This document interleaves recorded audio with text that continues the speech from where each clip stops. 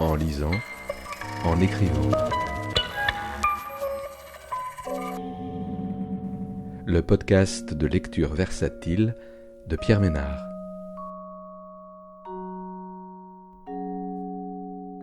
Aujourd'hui, Une bête aux aguets de Florence Sévos, paru aux éditions de l'Olivier en 2020.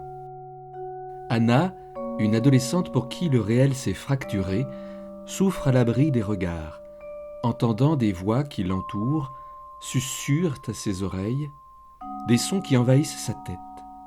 Elle aperçoit des lumières derrière les rideaux, surprend des ombres dans le couloir et craint de se regarder dans le miroir, car le visage qu'elle y découvre n'est pas le sien, mais un autre qui se déforme et la terrorise.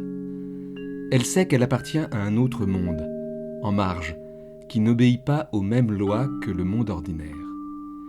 Avec ce roman hypnotique et envoûtant, Florence Sévos nous fait entendre la voix d'une jeune fille décalée, terrifiée par cette bête aux aguets qui l'obsède sans cesse et qu'elle finit par accueillir en elle. La première fois que je le fais, c'est un matin de printemps. La fenêtre est ouverte. Je sais que je suis seul dans l'appartement pour au moins 1 heure. Je veux reproduire ce qui m'est arrivé en rêve. J'ai l'intuition que c'est possible. Je n'y crois pas, j'aurais honte d'y croire. Pourtant, je sens déjà que si je n'y parviens pas, ce sera une véritable déception. Alors je m'installe en tailleur sur mon lit et j'essaie, comme par inadvertance.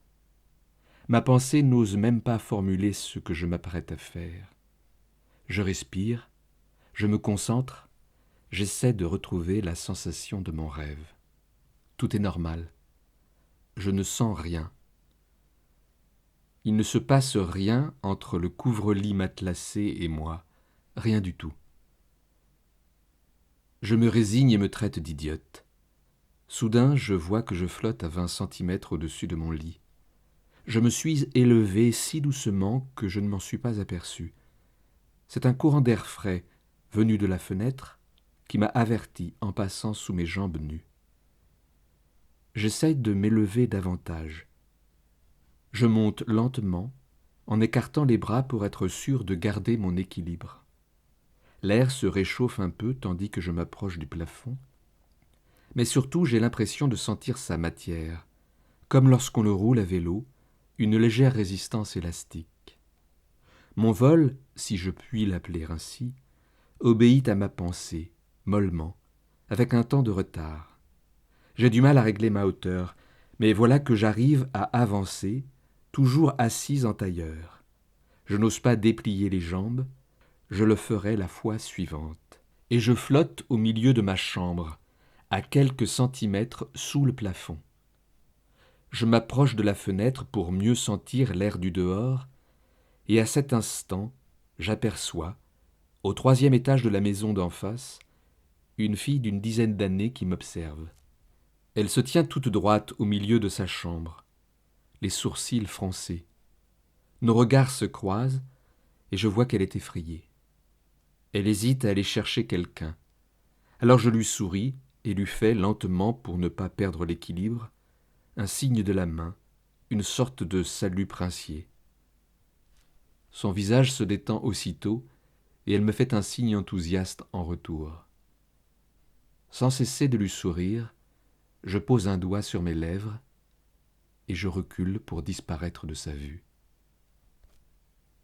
Parmi les voix que j'entendais, il y en avait une qui revenait souvent et que j'avais vite appris à reconnaître. Une voix de femme, assez jeune, au timbre agréable, aux intonations plutôt sèches, légèrement ironiques. C'était parfois cette voix qui m'appelait de la pièce voisine, mais rarement. En général, c'était une voix d'homme, qui semblait venir soit du bout du couloir, soit du salon, et qui lançait mon prénom à la cantonade, comme si c'était l'heure de l'apéritif, et qu'il voulait me proposer un jus d'orange. Souvent, il y avait 2 voix d'hommes en même temps, qui m'appelaient presque joyeusement. Je me levais, j'ouvrais la porte de ma chambre, et je contemplais le couloir vide. Je marchais jusqu'au salon, vide également. Cela ne m'effrayait pas. Je me disais, c'est donc ça, quand on devient fou, ça commence comme ça. La voix de femme, celle qui m'était devenue familière, me faisait peur car elle semblait s'adresser à moi personnellement. Les autres, il me semblait que je les entendais par effraction. Certaines fois, elle était juste derrière ma porte. J'avais l'impression qu'elle y collait sa bouche. Elle appelait doucement « Anna ?» Un silence et puis, de nouveau « Anna ?» J'entendais sa voix résonner contre la porte. Cela donnait une telle densité à sa présence que j'en étais glacé de peur. J'essayais de respirer lentement, de l'ignorer. J'étais incapable d'aller ouvrir, même si j'étais certaine de ne trouver personne. Mais le plus souvent, sa voix était dans la pièce avec moi, et, étrangement, ce n'était pas si effrayant. J'avais parfois l'impression qu'elle regardait par-dessus mon épaule. Je t'ai vu le faire, c'était une de ses phrases. Il y avait 2 ou 3 phrases qui revenaient à tour de rôle. Et c'était sûrement cette répétition qui me rassurait, comme si j'avais eu affaire à un fantôme un peu bête ou au cerveau ralenti. Parfois, elle se contentait de laisser échapper une exclamation, un petit « ah » expectatif. Un jour, elle s'est mise à dire « Est-ce que tu me vois ?» Elle ne disait plus que cette phrase.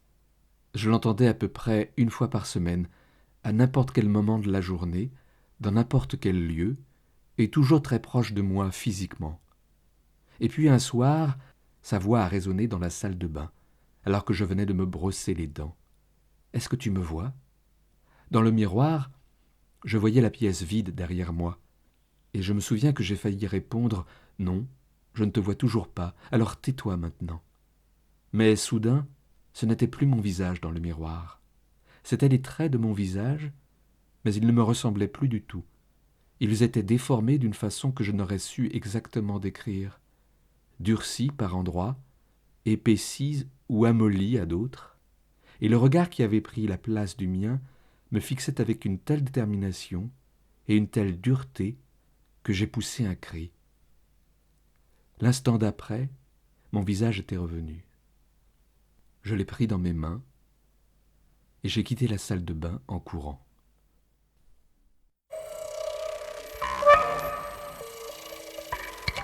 En lisant, en écrivant. Le podcast de lecture versatile de Pierre Ménard.